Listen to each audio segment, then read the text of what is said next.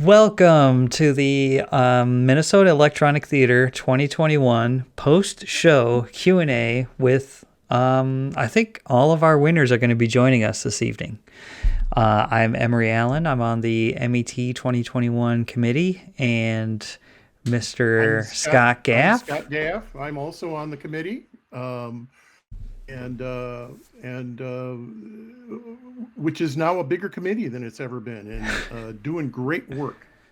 Yeah, so we're gonna be kind of sharing hosting duties this evening, along with Logan Himango, who you will hear more from later.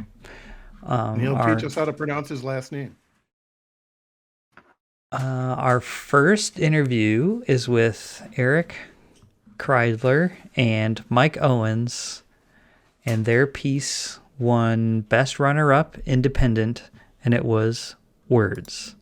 So I was told I had to be a moderator and talk to you guys. I've got all these questions for you guys. Where did the project start from, and how the heck did you organize it?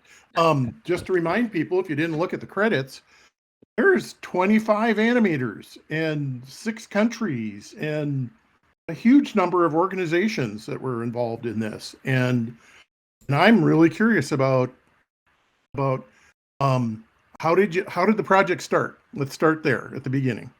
I can start with that. This is Eric. My wife and I have been doing animations for kids' educational music, independent kids music for 10 years or so. And through those connections, we got hooked up with this very talented fellow named Danny Weinkauf, who is the bass player for They Might Be Giants, but he also does independent music for kids. And he approached me with this great song called Words, and I was like, oh, that's so cool, but I'm super, super busy. Maybe I can find somebody else who'd want to work on it. And so I put out the feelers, got in touch with Mike, and originally was saying, do you want to do it?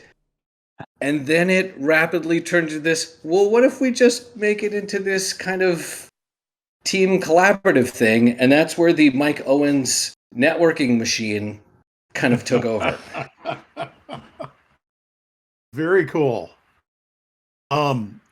So what did you tell people when you reached out to them, Mike? What did you tell them? What did you ask of everybody? We just broke it down to the scenes, but it was just, can you take a scene? And that's really it. It was just, it was sort of, again, in that COVID time period where people just wanted to work on something. And there's all this sort of network of people that I've always wanted to do something with. So it seemed like the right project. Was the organization of it sort of traditional? You guys are the directors, and like you guys do the boards, and then all the volunteers, if you wish, were sort of like freelancers, if you want to think of them that way. Was it real traditional sort of sounds about right? I mean, hierarchy. Yeah, Eric did boards for it as a starting point. Yeah, I think though, I mean, it was interesting how it evolved once we kind of hit on this idea of collaboration, and the song really is about diversity and all those kinds of ideas. So it was an experiment to see if we could find something where we could sort of, I don't know, sort of soft direct it. It was like, well, we'll give you some guidance, and we put together a color palette and things, but we really tried to let people kind of within their own shot have room to express themselves. We kind of went into it. It's like we can get some stop motion, we can get some hand drawn, and keeping everything, one of the overarching things was give it this handmade feel. We sort of leaned into that a little bit, but you can take that where you want within it. It could be digital clay, it could be, cut paper. So it was kind of fun to kind of try and split the difference between total like animation jam versus something where it's like, here's the style, here's your shot, just follow this to the letter. I can't you probably can't tell that I've been a production coordinator at one point, and I'm just really curious how much what were your boards like? Were they just a sort of sketch, sort of with a general layout of the camera, if you wish, or the layout? And or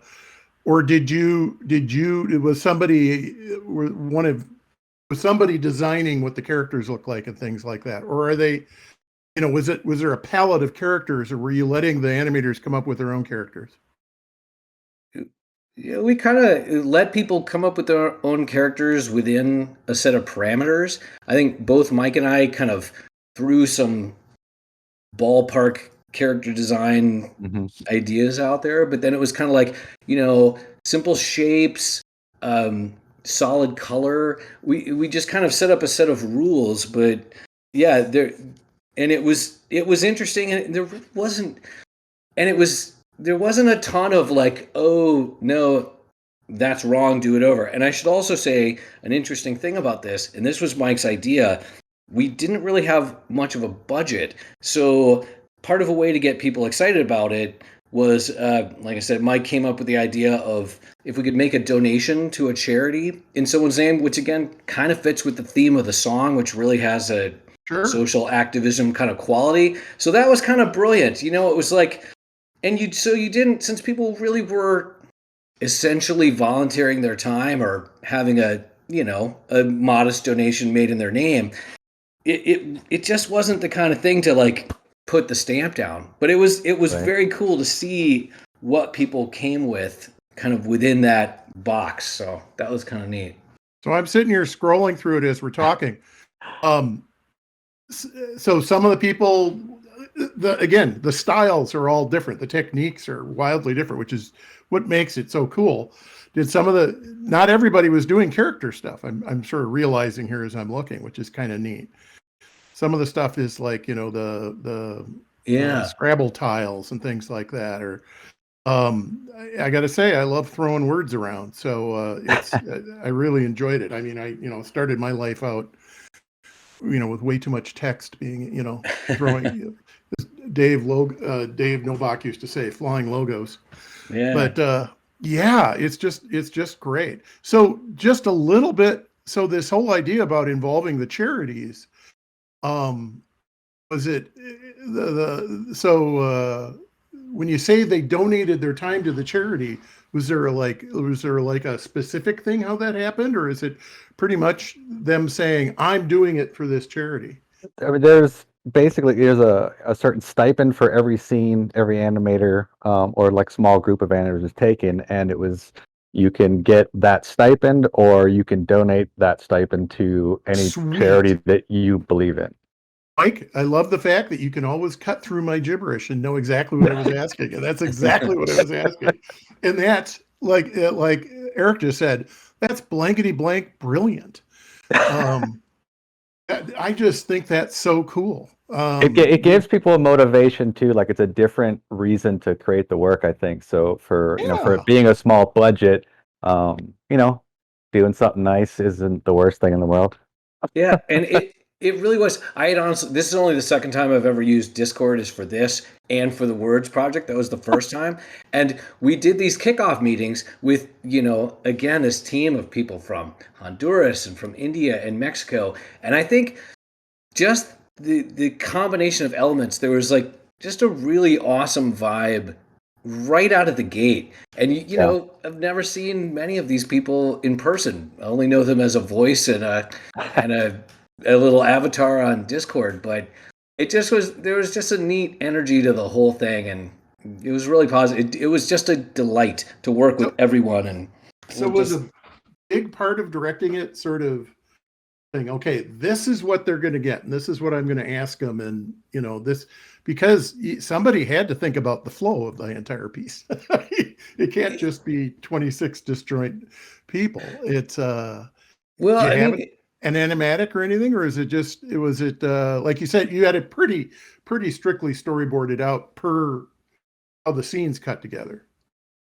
Yeah, I mean, I think we had, again, it was rules. There were certain shots. It was like when he says the word words, we want to have the word words on the screen. But I mean, that was something to play with too, because words and language was a part of it. And we got some people, like there's a shot where I think the word love is written in several different languages and things like that. It was And I think we knew that would work right out of the gate, the kind of rhythm between character shots and the verses, which always go back to these kind of, the marching stuff, and then some of the typographic driven stuff in the chorus. And, it was a great experiment. It's like, I think that'll work, but yeah, it all kind of came together. I like it because it's a cool piece. B, it's a cool message, and what a cool way to do it. Yeah, it's great.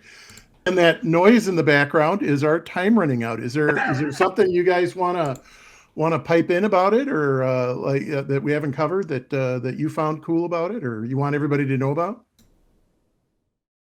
I don't. I think it speaks enough for itself. I mean, the biggest thing was getting everyone to come together and just make a thing was pretty encouraging. Yeah, and that the Met and Nice Moves talks about community a lot. Holy cow! It doesn't get very much more community than that. It's just so cool. Thanks so much, guys. Thank you. Are we on time, Emery? Yes, Emery, the thank you. clockkeeper? That's perfect. Thank you so much, guys. Gonna move you back to the audience. You can push your there you go. Emery's we exit quietly.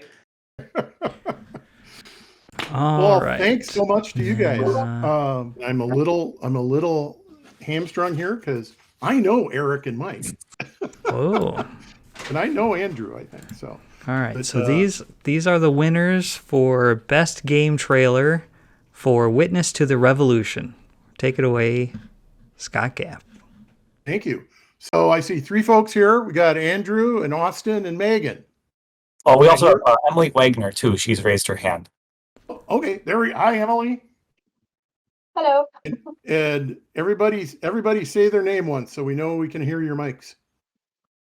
I'm Austin Mason. I'm Andrew Williams. I'm Emily Wegner. Vance. And real quickly, why don't you guys describe what your role was in it? And then I'm going to have we're going to play rock paper scissors to see who actually sort of describes the project. I guess I'll go first. So my name is Andrew Williams. I was a producer, director, lead designer, lead programmer, and trailer assembler. I'm Austin Mason. I was kind of early alpha kind of idea and prototype building, and then more executive producer on the version that was submitted for the trailer. I'm Emily Wegner. I was an illustrator and animator, and I also assisted with rigging. I'm Megan Vance. I am a blueprint programmer for Witness, as well as 3D character artist and rigger. What's a blueprint programmer? Sorry, Blueprint programming is just visual scripting. So instead of typing away on my computer and hard coding line by line what I want the program to do, I can just connect boxes and make them do cool things. Cool. So am I correct in assuming that Dr. Mason and Dr. Williams are both sort of faculty, one at Carleton and one at Stout? Yes. And then and Emily and Megan, are you students? Graduated. Both alumni. Okay. So, one of somebody, and whoever starts talking first, describe how this project was organized and who all was involved in it. Yeah, I'll start. So it started at Carleton College with the research of my colleague Serena Zabin, who can't join us tonight, but she last year published a new history of the Boston Massacre called The Boston Massacre, A Family History.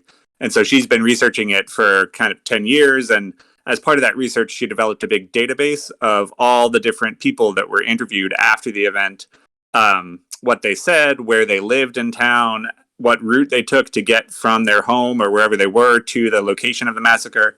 And so she had kind of started to develop a GIS geographic database of that information.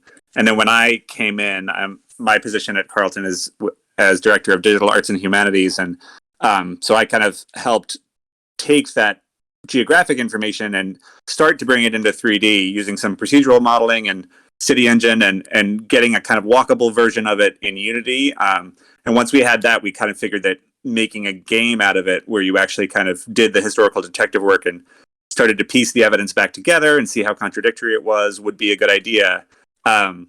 And so we worked for a couple of years with students at Carleton to do that, but we don't really have a game design or development or animation program.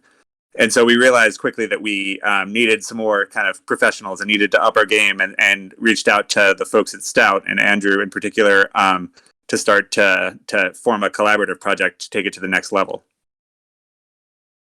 And Andrew, was this done as part of classwork, or is this done as sort of side jobs? Yeah, so this was something that was done as kind of a side project. It also coincided with a research sabbatical that I was on, and so I quickly sort of let the project subsume my research sabbatical, and we were able to have some flexibilities with being able to bring some students in who were currently students, but also work with some of our alumni in more meaningful ways, allowing them to really produce some more polished work. So we were very happy with this sort of fluid arrangement that we had. What form is it going to take in its end, and where am I going to be able to get it? Yeah, so the form of it in the end is we've got basically a quarter of the project completed, and we're out seeking some additional sources of funding to be able to bring the whole thing in. But we do have a website of wttrgame.com where you can go and see some general introductory things, but we're looking at having releases on PC through Steam and other kinds of platforms for free, because it's fundamentally an educational game and project, and it's something that we really believe in for digital humanities and as ways of addressing different historical elements and grappling with a lot of the contradictory elements that you come across when you do historical research. It looks really cool, and I got to say the trailer is just the way it sort of advertises. I guess trailers do the different looks that it has. They're all sort of very intriguing, and then the whole story. I really enjoyed the trailer and the way it's put together, and that I'm pretty sure it gives me a good idea of what the game's going to be like in the end. What sort of how it's sort of coming together. It sounds fascinating, mainly because it's history, and it sounds particularly fascinating just in the whole sort of Dr. Zabin's sort of just reading a little bit about what she said in a couple of the things I was able to read is this whole idea about misinformation and intentional misinformation and non-intentional misinformation, and my favorite expression, there is no truth in nonfiction. This idea that so many eyes saw the same thing and saw it differently, and the fact that it's 250 years old and is a what do you call it, a sort of tent pole of our country, the mythology behind it, and the fact that you guys bringing it down to the ground is just so exciting. The idea, it started out sort of as GIS stuff. This is a real city with real people. These were people. This isn't some sort of history teacher putting chalk up on a chalkboard. So Emily and Megan, what did you guys do what have you been doing in the project, and are you still working on the project? So I worked as a 2D illustrator and animator, and also 3D character animator. So I made the animated cutscenes that are shown in the trailer and also in game. And I also worked on a lot of realistic 3D character animations throughout the entire game. I'm not currently working on it right now. I'm employed as an animator illustrator at King Show Games, but I'm so happy to have worked on this project, and it really kind of launched my career into a bigger industry career. So yeah.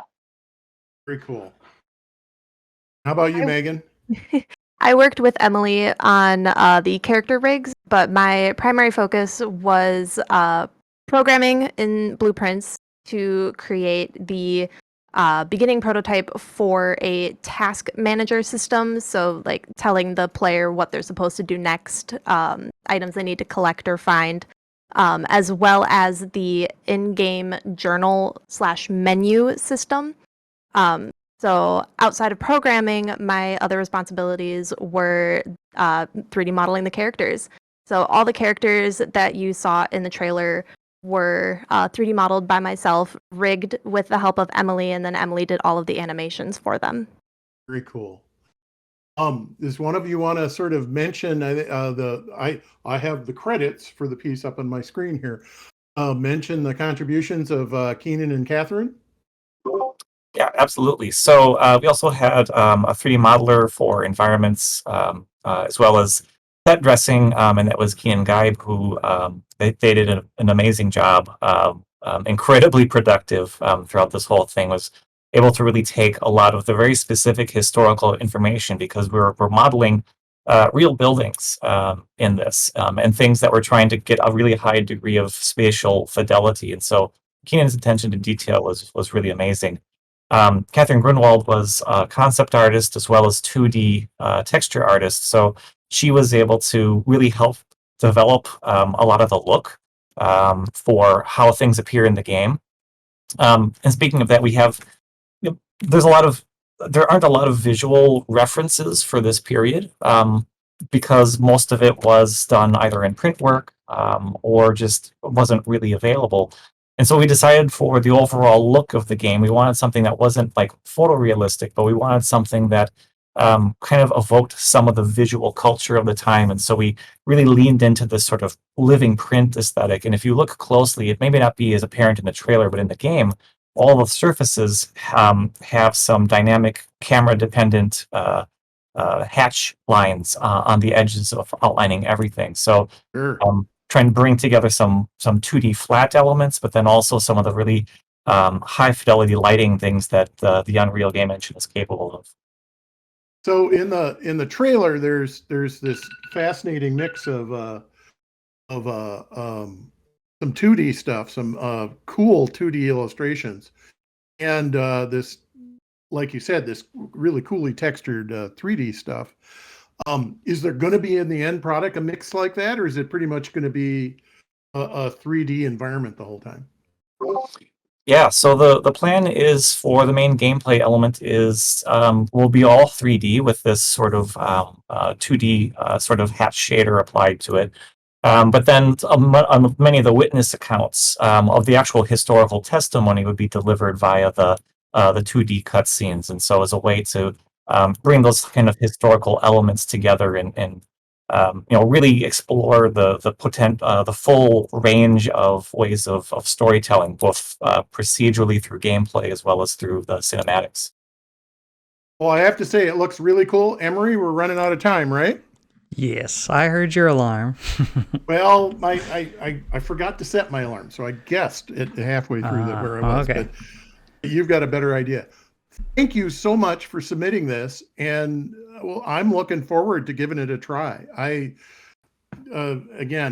background comes from engineering and things like that, but from and if you talk to a real engineer, imparting information, telling stories, getting across this kind of historical stuff, then very cool. And it's really neat. I used to be on the professional advisory board at Stout, and my daughter went to Carleton. So I sort of was very excited to talk to all of you. Thank you so much. Really appreciate the chance to be a part of this. Thank you so much. And thanks for being involved in the Met. And maybe we'll see you next year. Thank you all. And I'm going to move you to the audience. Next up, we are speaking to Michael Van Swearingen, winner of Best Independent for Turnout. You got your alarm, Gaff? Good idea. So I was originally just going to do 2 interviews, and so I did a little more research into that. But I've seen Michael's piece several times now. Wow. So Michael, talk us. How you doing? So good. Couldn't be happier. So again, Michael's here because he's the winner of the Best Independent Award for Turnout.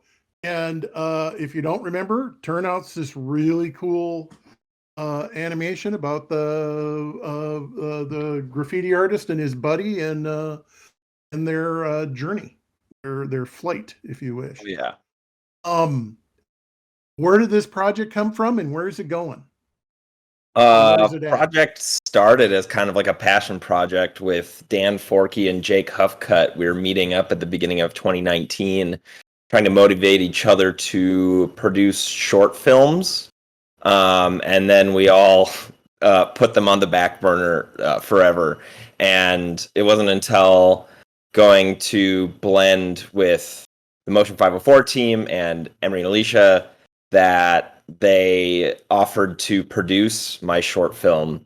And then November 2019, I just grinded it out until February. I kind of finished the first round. Pandemic hit. Decided it was a good opportunity to not put it into festivals and refine a little bit. Finished it in the spring. Submitted to a bunch of festivals. It got rejected from a bunch of festivals, but it was a great exercise. And obviously Minneapolis has good taste because I'm here now. So that's the summary of the journey. So this is for people who don't know me, I'm very old and have been making animations here before too many of you probably were born. Since the very late 70s and very early 80s. Michael here, you're one of the things that we never imagined. Well, actually, we did imagine some people doing it. Making animations more or less by yourself. I tried, but yeah, I mean, again, like it did mean a lot for Emery and Alicia to back this thing. Foreign Fauna was it's highly appreciated. Like I wouldn't have. What form did their backing take? Financially and emotionally, and like it allowed me to take some time off of freelance and just be able to pay rent for a couple months. Sweet. Yeah. Sweet. Is this a done piece, or is this the beginning of a piece? It's done. It was supposed to be done early 2020, and then I decided to keep tinkering with it, and I like finishing things, and I like just being done and being ready to kind of move on to the next thing. I learned a ton, and like everything was hand modeled, hand animated, hand textured. Like I went into it with like wanting to be involved with all steps of the process, and that has then kind of bled into my personal work, and I've been fortunate to be able to do a lot of 3D character animation since then. And it definitely, I don't think I would have refined those skills to this point without Turnout. It's so neat to see a project like this that I've worked with a lot of people who are multiple, can do multiple tasks, but it's always exciting to see like you said, a passion project, a piece that's that's obviously sort of so associated with you. Can you tell us a little bit about your inspiration for it, about the story? How do the characters speak to you and that kind of thing? I always find the idea of a artist as artistic person as graffiti artist is a very sort of interesting metaphor or an interesting framework for this kind of stuff. Do you have any experience in that, or honestly, not too much. It was more so like the representation of just kind of being like DIY, I guess. Like passionate to the point of vandalism, I guess. Yes. But more so that idea of having a friendship and wanting to push each other forward, and ultimately, like, maybe somebody falls short on their own fruition, and the kind of tension that builds with that. So like, we all have peers, we all have people around us that we want to support, and we all have friends that struggle, but yeah, the support kind of goes both ways, and sometimes is reciprocated and sometimes isn't. And that's kind of what I was digging into, is the idea of just like going and pursuing what you want to do, like when you kind of hit that level of passion, So I was listening to Emery's interviews of some of the winners last year. And one of the first ones he said, okay, all the students out there are going to ask, what software were you using and what tools did you have? And yeah, I can just, it was just Cinema 4D, Okay. Redshift, and After Effects. So pretty simple. Everything comes out really nicely Yeah. out of Redshift. So I did pretty much all my posts there. Like I did coloring in After Effects. But yeah, kept it simple, one-man pipeline. So Yeah. No, it looks great. And it's a fairly long piece. How did you do your rendering? too long.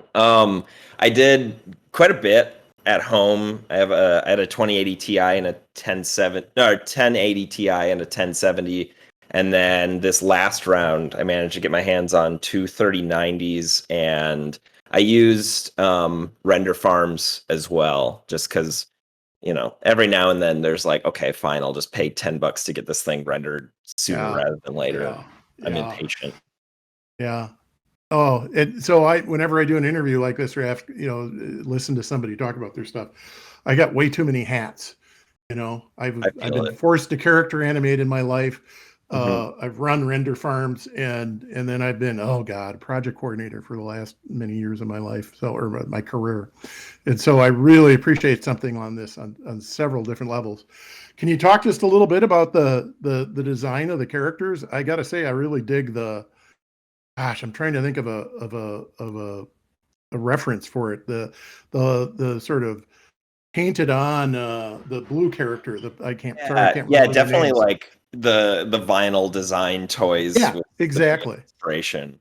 The painted on eyes and is just so cool. And the way his hat fits on his head. And I got overly ambitious and wanted to somehow kickstart those as physical things, and how passion projects get. But yeah, they did for a moment exist in interactive NFTs on the website Hicketnunk, which is now kind of debunked. So, but for a moment, they were 3D and tangible. Oh my gosh! Oh no! So you've dipped your toe into NFTs? Just a little bit. We don't need to go down that rabbit hole. Well, we're coming to the end of our time. Thank you so much for sharing your stuff with us. Real quick, we do have a question from the audience. Oh, no. Okay. Man. Joel Erkinen wants to know how you incorporated sound effects into the final piece. We wanted to do the real deal. So we reached out to Junior Birdman, and it was fun. It was like getting to direct voice actors was a very unique experience, and set coordinating, I don't know, sound design on a more professional level. And my friend Ben Green did the soundtrack as well, a buddy from Stout, so more Stout alums. And it was really great to work with him. So, sound design is something that I struggle with trying to do myself. So having somebody professional work with that was definitely great. Sweet. I hope that answered your question, Joel. But that is our time. Thank you very much, Michael. So much, Michael. Problem. I'd like to quickly plug Hellivision Television. I want everyone to go on Instagram and follow Hellivision. I do want to quickly say that we have some really awesome stuff coming up, and this next spring, I'm not going to spoil anything, but it will easily be the biggest thing Hellivision's ever been. So please participate. It's free. Everybody gets in. So what's our best avenue into finding Instagram? We post on Instagram. I'll just even tease the fact that we're about to acquire a physical space, and that means a huge next wave for Hellivision. But I'm not going to take up the stage anymore. Just follow Hellivision on Instagram. You're going to see some really cool stuff coming out. So thank you guys so much. Thanks so much. Appreciate the hook, W. Emery. All right, you're out of here. Michael. Peace out. Good job. Next up, we got Logan Himango. Who? Logan. People that don't know, I live in Discord with Logan for the last couple of weeks. I mean, the last couple of months. Someone's been spending too much time in VR. Logan's been helping a whole lot with the Met. And so Logan is he's a member of Nice Moves committee. He is on the MET board, but that had nothing to do with the judge's decision because the judging is an independent panel. So just so that's out of the way. But Logan is the winner of Best Student Runner-Up with his piece Abiosis. You got your timer, Scott? And it's running. All right, take it away. Hey, Logan, congratulations. Thank you. A, how do you pronounce your last name? My parents have always said it Himango, but Himango is probably more accurate because I think originally it's pronounced Himanka. So Himanka. Oh, wow. Himanka, yeah. It's cool. Himango is the Swedish spelling of a Finnish name. So it started being pronounced Himango, I guess. I've got some in Swedish sort of animosity and through my family in a couple places. But anyway, his in-laws of my daughter's half Finnish. So how do you pronounce the name of your piece? I'm not actually sure. Well, what does it mean? I've been saying it abiosis. It means the absence of life. Oh my gosh. Yeah. This whole film kind of started, well, it was my senior film. And I got really interested in microbiology at the time. And I wanted to explore the concept of life sort of in terms of the smallest possible living organism. And that sort of took me down the rabbit hole of this concept of abiogenesis, which is the natural process by which life came basically from non-living matter. So it's kind of this mysterious thing that nobody really knows the answer to. So that's kind of, yeah. Go ahead. What were you going to say? Well, there's an effect in there that I really, really enjoyed. One of the best things about this Met is Alicia's done most of the editing, and she puts together all the stuff. I used to have to watch everything, maybe have to. I got to watch everything 3 or 4 times before the show.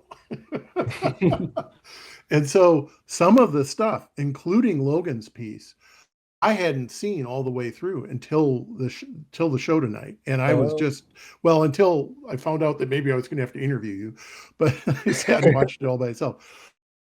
My favorite part of it, and that's the neat thing about being the interviewer, is you get to talk about your stuff, is there's probably a name for this effect. To me, there's an effect that reminds me of where you go and grab the lens on a microscope and you switch it from one magnification to another magnification. And that's what it said to me, which is my interpretation of it. And it's used as a sort of transition several times in your piece. Is there a name for that sort of visual sort of transition, and do you even know what I'm talking about? Or no, yeah, I do. I'm not sure that it has a name, but in my head when I was creating it, I was just imagining putting different focal lenses on a microscope type camera. Yeah. The medical animation folks probably have a better idea. Well, immediately I thought about that, is about how those guys who were I think forced to look at electron microscope stuff now and then and things is just and what it reminds me of are the old 16 millimeter cameras that would come with a cluster of lenses on it that you could just rotate through, and just this idea of it's a metaphor of I'm going to look closer at this. I'm going to take a step back. I just really love that in that piece, this idea that, and I think in the comments, people are saying, what exactly is going on here? And that's what's going through my head is you're going, the natural movement of everything just draws you in. And then the geometry of the characters, if you wish, of organisms, I guess, is maybe more what you're sort of going for. Superimposed over the cloudiness. It just, I believe the word juxtaposition is trying to come out of my mouth, but I don't know how to use it properly. Gosh, I really enjoyed it. And so, but those transitions, if you want to call it that, were just great. I really appreciate it. So how long did this take to do, and how much help did you have from other people? Yeah, well, the visuals are all me. And then I had a sound design team of 3 and a composer who was my friend Max Duggan. And as for the time it took, we originally had about 6 or 7 months. No, probably more like 9 months to create our senior films. And about halfway through the year, I tossed out my original film and started this one. And so I did I've this got to one. ask. I'm sorry, Logan. What was the original one like? Just, you don't have to tell us if you don't want It to. was a hand-drawn like cast of like 10 characters. I'd never done a full hand-drawn film before in my life. I don't know what possessed me to try for my senior film. But yeah, definitely started giving me back problems from leaning over a Cintiq that long, and I instantly switched to something I could make purely with a mouse and keyboard. And it's great. It's a great testament to the idea of it's sometimes worth it to I guess start over is maybe not the right term, but to take a different direction in something. Yeah, I'm a lot happier with the way this one was turning out versus the one I did not set myself up for. So the cool cloudy backgrounds, how is that stuff done? Is any of that procedural, or what all's going on there? No, actually, yeah, it's procedural in the sense that it's a bunch of shape layers in After Effects with the wiggle modifier set to real slow. And then it's all layered on top of each other. And then some I hand animated so that they would split off and sort of look like a lava lamp. Sure. But then that layer has a little matte choker, which creates that cool lava lamp effect. So were you going in and sort of reacting to some of the procedural stuff, or were you sort of bending the procedural stuff to your will? I just kind of let the procedural stuff go, and then I animated. I just threw one in by hand when I wanted something to happen. Well, that's at least for the background blobs. Okay, and so there's the foreground blobs too, which are essentially a floor which you're animating to. Right. Yes, and those all had the I can't remember what it's called, but it's made up of a bunch of blobs I did hand animate their positions, and then the sort of perimeters of each blob had like a wiggle modifier on it. Okay. And then you're using some sort of dynamics or whatever to make the things so that they're sticking to those blobs? No, I wanted them to look like they were all simulated, but every single little creature movement is hand animated. So you're going in and making them touch the blob. Yeah, exactly. I had to react a lot to how the blobs were moving. I'd set up the entire landscape first, and then I would start animating the creatures. So I had to do a lot of like reanimating. So did you have the creatures sort of, did you say, like, I'm looking at where you've got this really colorful cluster that's rolling by itself. Would you go in and sort of start that animation as a separate thing and then marry it to the blob, or did you sort of work with the blob there all the time? Yeah, that one was really hard because it had all these arms and pieces, and it was basically a matter of just rotating this giant object and sort of animating the arms to sort of not collide with the blob. Oh, it comes off great. And we're running out of time. Hey, Emery's back. We do have a question from Danny Robashkin. IK or FK? No K. It's all, well, FK, I guess. For the things that had limbs, I guess I'd have to say FK. Sweet. Perfect. I really enjoyed it, and congratulations on being a runner-up independent. And good luck on your 2 interviews. Danny's just trying to suck up to you because you're going to be interviewing him soon, right? That's right. So Logan is going to be taking over as our interviewer for the final 3 interviews. So we will be saying thank you everybody for goodbye, showing up. Scott. Bye-bye. Thank you, Scott. I'm leaving quietly. All right, so let's get Danny in here. We will be speaking to Danny Robashkin of Make, winner of Best Professional for their piece Procedural Light. So Danny, there's going to be a green bar at the top of the app. Just click on that. Hey, there we go. Hey. All right.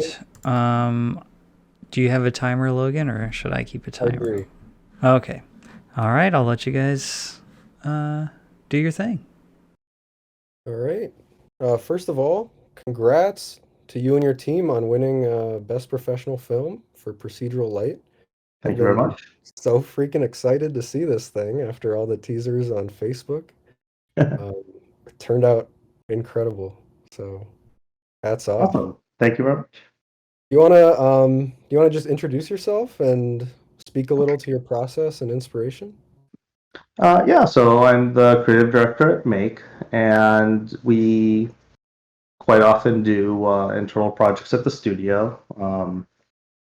Usually they have something to do with a style that we want to mess around with, something that we think is interesting from like an R&D standpoint, or just something that people think is going to be fun to do.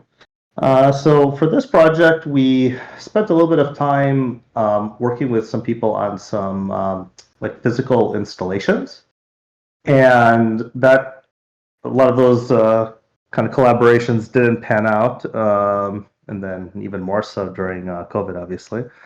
And we kind of had the idea of, hey, let's try and do some of these installation pieces in CG. But instead of doing animation, we decided to do everything procedurally. One of the artists at the studio, Tyson, is developing essentially the simulation plugin for 3D Studio Max, which is the package that we use. So we figured that it would be a really nice thing to do to utilize the plugin, create a film to showcase some of the capabilities of the tool. So it kind of came from a creative inspiration and a technical inspiration. Awesome. Yeah, there was one scene that had me questioning whether everything was animated, and it was the those lights hanging from the cords. Mm-hmm. When I saw the very top of it with those circles rotating, I thought it's probably not built in some airplane hangar somewhere. So it had to be animated, but holy crap, that looked real. Really real. Yeah, so there are obviously some keyframes that are set in the piece. It's not just, you don't just fire it off. But the idea is that you set some keyframes on some activator objects, or maybe you build like some textures or something that move through the scene.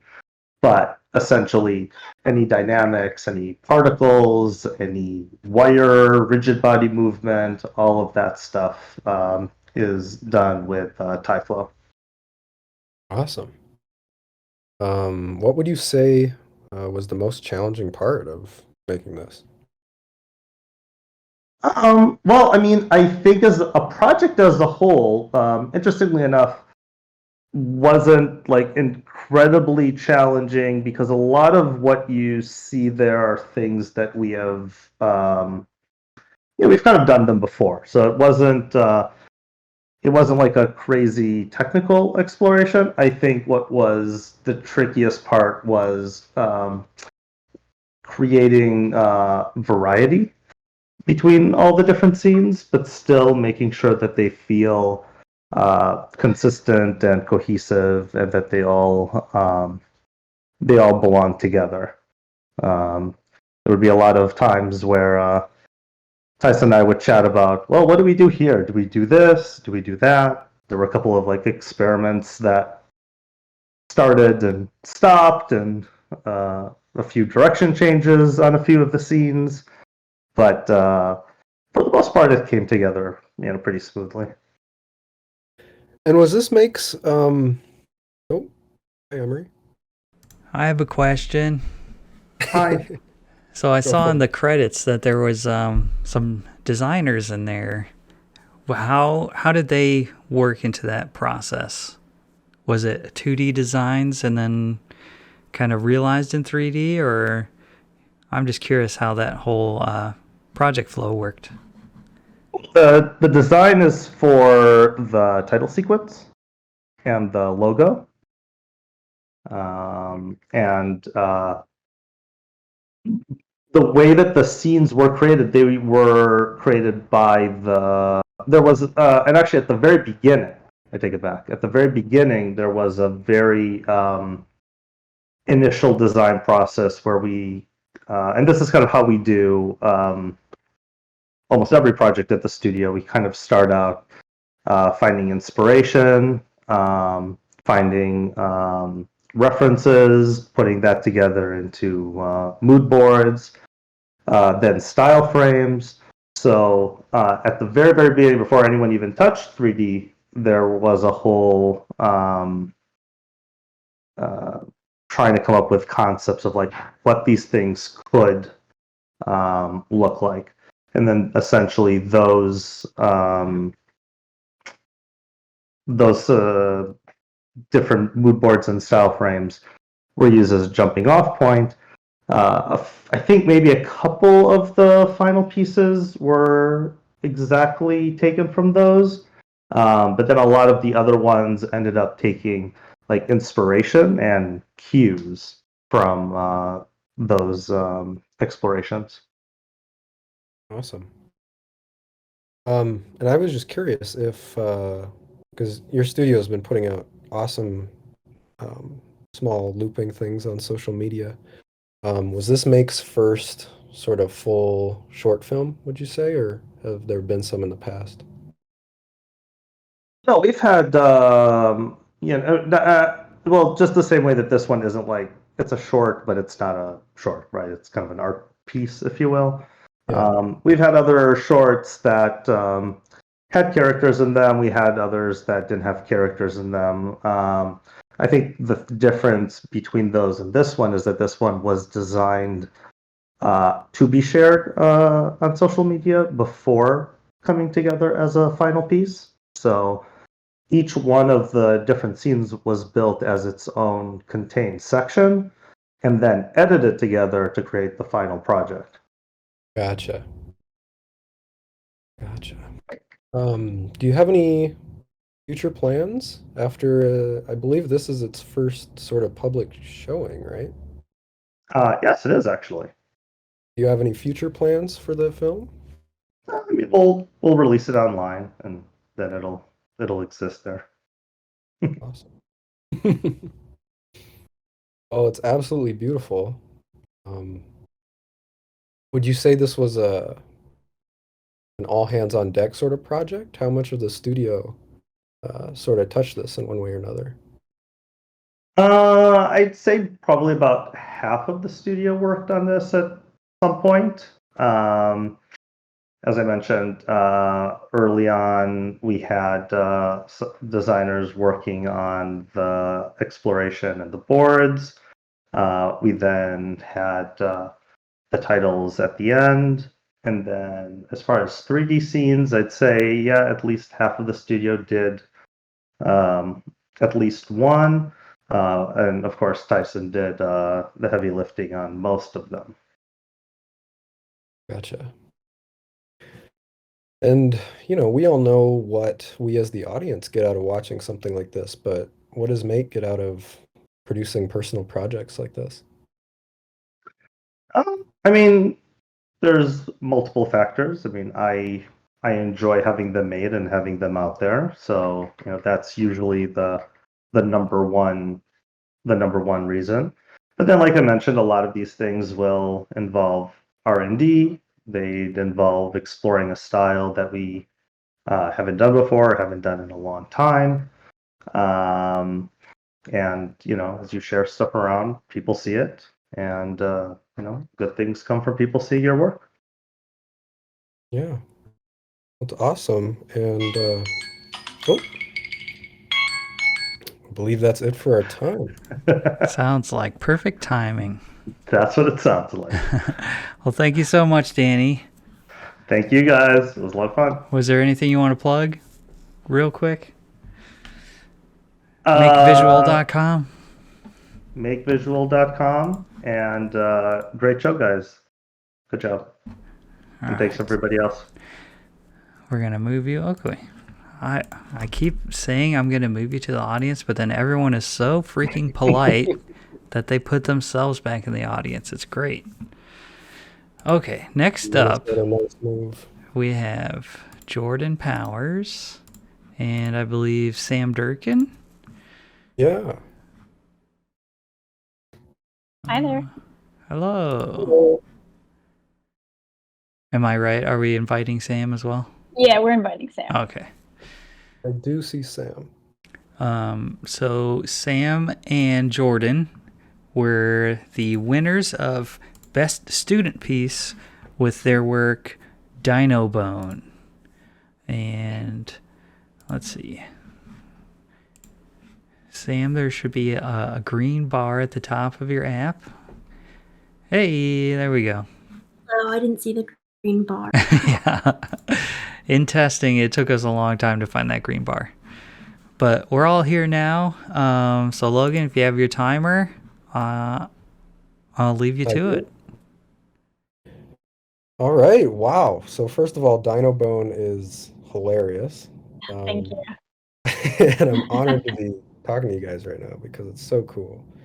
Congratulations on winning Best Student Film. You two want to introduce yourselves and speak a little bit to your process and inspiration? And I want to remind everyone in the chat that you're welcome to ask questions there as well, and I'm watching. Yeah. Well, first of all, thank you. We really appreciate it. I'm Jordan. I graduated from Ringling College of Art and Design this year, and I currently work at Make. And I'm Sam. I also graduated from Ringling this year with Jordan, and I work in Vancouver at Icon. Awesome. And what is Icon? I haven't heard of that. It's I work on a Disney Junior TV show as a intermediate animator. Sweet. All right. So, yeah, what would you say the inspiration for your film was? And I know a little bit about your process, but for those in the audience, they might want to hear that too. Yeah, so for this film, we were kind of thinking about well, first of all, we wanted to make like a film about dinosaurs doing people things. That was like the first thing. But then it kind of evolved into this we were thinking about how parents are liars sometimes. And kids are smarter than sometimes adults think that they are. So it kind of morphed into this very classic scenario of kids asking way too many questions. We both like that style of humor too. We like comedy a lot, and we knew we wanted to do something that was lighthearted and fun to watch, but also kind of cute. Yeah. Something that's also important to us is that it was really stylized. I think when we were coming up with sort of how we wanted this to look visually, we were gravitating towards like a lot of commercials, especially like animated commercials. The one that really stuck out to us and ended up influencing actually a lot of how our film looked. There's this Tinder ad that was done by Buck, and I can't remember what it's called. Sam, do you remember? It's called like the invention of together. Yes. Oh And yeah, it's like yeah. really stylized, and there's like all these like beautiful like curly plants, and like the sky is like bright pink. And it ended up like influencing the look of like the last shot of our film. Yeah. That's like the one thing that I think we kind of centered like everything on, was that like really beautiful stylized look. Yeah. And yeah, and I love all the little details in the background. It's absolutely beautiful considering how quick they go by. Yeah. Thank you. Yeah, I wanted to ask, you spent over a year on this film, right? And your credits say created by you two. You two did pretty much everything visual we see, right? Yes, we did Yes. everything for the sound and voice acting in the score. So we spent like the first we spent one semester at school doing like the writing and storyboarding, and then the next full school year we made the entire film. Wow. And were you able to just pretty much hunker down and focus purely on that, or are you taking other courses at Ringling simultaneously? Uh, for like as far as like the thesis work, like the core of your major, um, you have other classes like the junior year, but the senior year you're just doing thesis. You have other liberal arts classes, unless you like did all your credits before. There's some people that just do their thesis class senior year because they like knock out all their credits. But yeah, otherwise it's just the thesis. It's your whole And I life. don't have any experience with like lip sync 3D animation. But I'm curious because in my head I always thought voice acting comes first and then you sort of lip sync animate on top of that. But you got your final voice acting after final animation, right? Oh, actually, I think we hired the voice actors first and then animated around that so we could get the Okay, acting to match with their voice. gotcha. Yeah, I But was that gonna was ask if you had to reanimate a lot. Yeah, we could kind of like block it in a little bit. We kind of do like a first pass where it's all the acting except for the mouth. And yeah. then once you get kind of final sound, you kind of go for the We lip had to sync. do video reference for the that last montage part. Hmm. Right. Um, yeah, the it was nice too because one of the actors that we had was like the son of one of our he's the son of one of our instructors. So we could kind of like, you're not just hearing sort of like what he's saying, you can also kind of like be there and sort of see how he's acting it out himself. And I think that helps quite a bit. Yeah. We also his dad allowed him to say the F word. Yeah, that was the selling point. That's we didn't have to like, the payment was that he got to like swear. Anymore. It was funny. He was like, I don't want to say it. He got really embarrassed. His dad was like coaching him on like how to swear. Yeah, that would take some that would take some work to swear in front of a bunch of adults. I think Emery might have a question. We actually have a question from the audience from Oh, I missed it. Michael Hilliger. He would just like you to talk about your partner dynamic. How were the tasks split up? What was your collaborative process like, and so on? Yeah. It was like pretty even right down the middle. Um, we did like equal amounts of everything. Um, I think like Sam designed like the dad and the male dinosaur, and then I designed the son and the female dinosaur. We did like half the sets each. We did like she modeled the dad and the son, and then I modeled the dinos. It was just like every aspect of the of the whole thing was just almost completely even split. Yeah, we abused our shared Google Drive. Yeah. At school we got like a Google Drive and we just shoved stuff in there all the time. Pass files like back and forth and stuff. Yeah. And work next to each other. Yeah, we we'd were like miniature studio.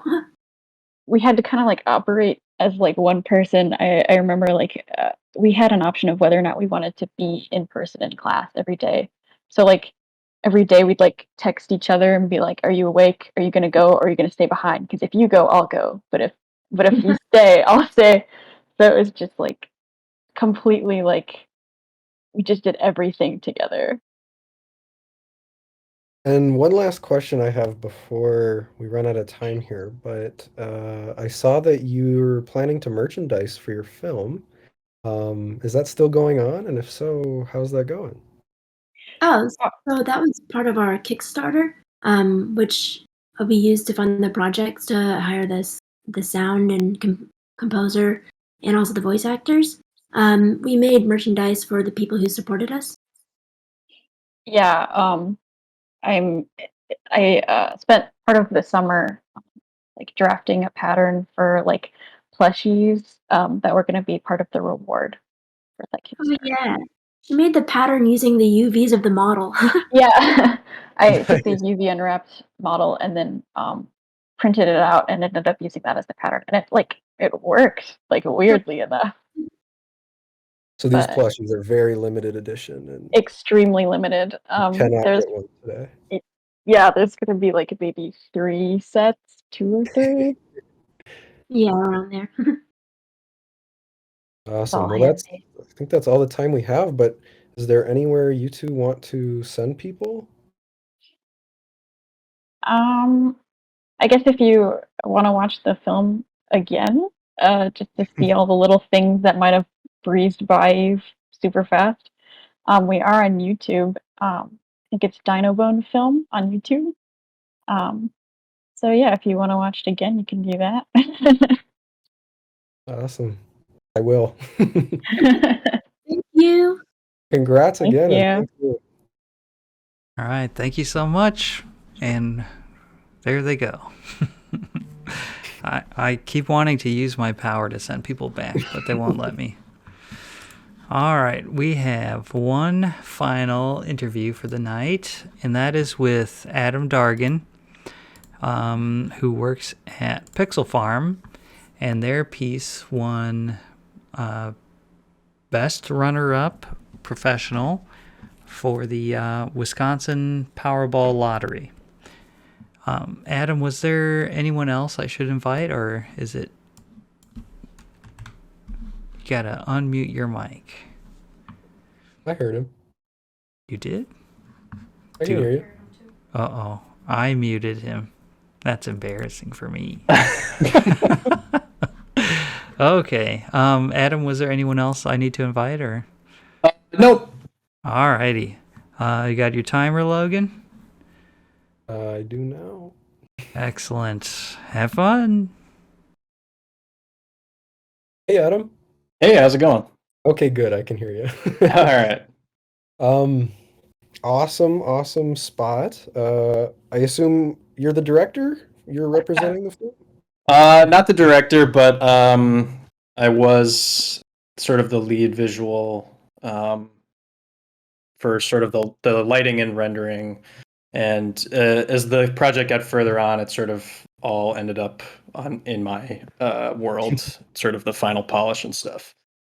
Gotcha. So how many people would you say worked on this?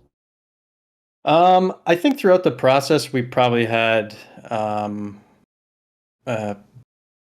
like 4 or 5 people from the early storyboarding phases, and then a couple purely CG guys just working on the track layout and sort of gray boxing, and just sort of exploring the visual design and how to bring it to life. Yeah, and that was actually going to be one of my biggest questions was in terms of pre-production. we see this big machine as kind of cut up shots that don't necessarily have to fit together. But was this machine designed in sort of in whole, intact, or was it planned out shot by shot? Yeah, so that's something that we definitely considered in this process. And in the beginning, the idea was to do basically to have this whole machine working, and where like you could pull back and you could see this whole track working together. In practice, that's a lot more difficult to actually pull off from a blocking standpoint and making things actually work in a real sense. So we elected to do a more shot by shot basis and really sort of polish the just the way that the images would flow from scene to scene, and that really helped us sort of achieve that. So you guys didn't build this out of wire in the studio? No, no, we didn't. Although that probably would have been a fun project to try to figure out.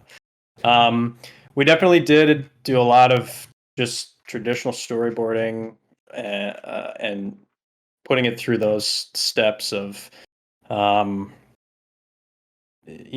that into a boardomatic, seeing how everything with timing works, because obviously we needed to hit certain marks within the script and with visually. After sort of getting approval with the client with storyboards, we moved on to just gray boxing and building out these elements and assets for the track, and figuring out how to actually put it all together. So, yeah, as much fun as it would have been to build something physically, we didn't get around to it. I see a lot of like I want to say like pinball influences and oh yeah, jet engines in there. Mm-hmm. I haven't seen any other like Powerball or Wisconsin Lottery stuff out there, but how much of that came from previous Powerball imagery and how much came out of your minds? Yeah, I think pinball in general was a big influence, like just the way that things move in a pinball machine and bounce and sort of there is like a fluidity to it. And then the nice part about this project was the client was really open to our creative ideas, and so we didn't need to work too defined within an existing visual language. Obviously brand guidelines and stuff like that. But from a 3D standpoint, we kind of had some freedom to really explore and present, different things. Like maybe we want to try this or this sort of thing, and which is very rare on a project. But it's really nice when those ones come up. Yeah, and another thing I was impressed with was just how much energy and action you got out of a lot of the camera work and how you panned across sort of the action. And I feel like I've found that a lot of older 3D work has just so much happening in the background, but the background of this film was mostly, for lack of a better word, like an abyss. Yeah. Kind of a cloudy abyss. Yeah. Was that minimalism kind of part of your creative process? Yeah, so it's funny that you say that because one of the early ideas of this was that this whole track sort of existed inside of its own world. Like maybe it was like a snow globe sort of thing, or maybe it was like one initial concept we had was like maybe we pull out of this thing and we're inside a big Powerball sphere at the end or something like that. So that's sort of how the background environment began. And then as we progressed, you know, a lot of the focus was on the camera motion and blocking. And so, you know, a fair ways into the project, we realized the background is basically just a solid blue color. And so we need to sort of bring some atmosphere and some depth to it. And so we went in and just were able to add a lot of atmospheric elements, just from a shading standpoint, to really just break up that background. And through that process, it's kind of cool. We sort of just discovered that we could start to make this atmospheric element become a part of the piece and not just the background. Like taking the sort of these spotlights, light rays, and having them change colors as the balls, you know, as the ball activates something in the piece. So what started as sort of like making things less flat actually sort of added to the overall creative design in the end, which is kind of cool. Yeah. I just that first shot of yeah, like lighting up and everything starts rotating, that like really sets you up for the energy to come. Yeah, that was a really that shot specifically was very influenced by pinballs in general. You know, you have this pullback motion and then sort of shoots off. And Riley Eastman, who's another 3D artist at Pixel Farm, modeled up this whole contraption with the lights and had it animate on. He's an awesome modeler. So he sort of just went and like, he's like, I got something I'm working on, and then, you know, drop this out there. And I was like, holy crap, man, this is awesome. So that sort of stuck. And then we just, you know, kept adding details, you know, metal elements, and trying to bring a photoreal part to this, without it being, you know, it's obviously CG, but we wanted it to feel sort of like it could exist in some world. Yeah.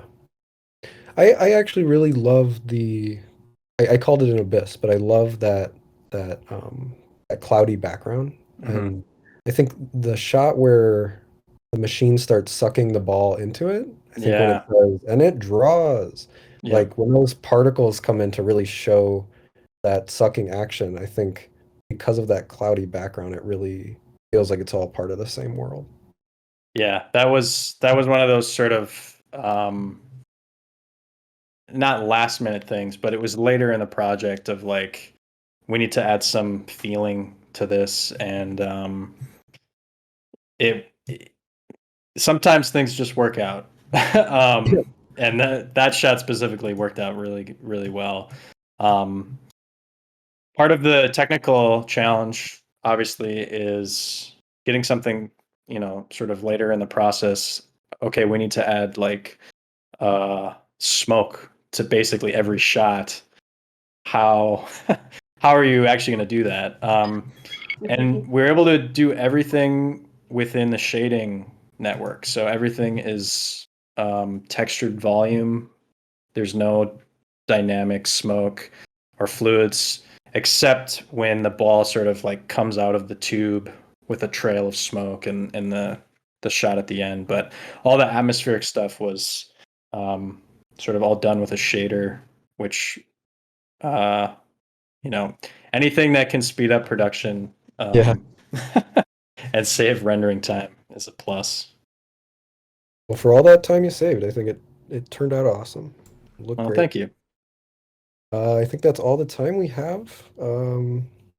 Is there anywhere you want to send people, or any last words? Yeah, people can just check out the Pixel Farm Instagram account, and follow along if you're not already. Yeah. Well, thank you, and congratulations on Best Professional Runner-Up. Thank you. Thank you so much, Adam. Thanks. Emery, I'll let you put me back in. Oh, thank you. Give him the boot. All right, Scott Gaff has joined us once again, and I'm pretty sure it's so we can say goodbye. Night. We will be saying thank you all so much for not only submitting to MET, but for listening and asking questions and being involved, because if it wasn't for all of you being involved, this would be the three of us staring at each other. Thank you to everybody, and thanks for these interviews. They're so much fun. It gives us a little bit of taste of getting to be together that we're missing, and see you next year. Any parting words, Logan? Yeah, just the same. I hope to see all of you next year. This is my second MET, and it was the second virtual one. So I'm looking forward to my first in-person one. Thank you, everybody. Buy a gin and tonic. I've already started on mine. It's a tradition through the end of a Met. So. All right. Well, I think now is time for us all to leave quietly. Night, everybody. Good night. Night.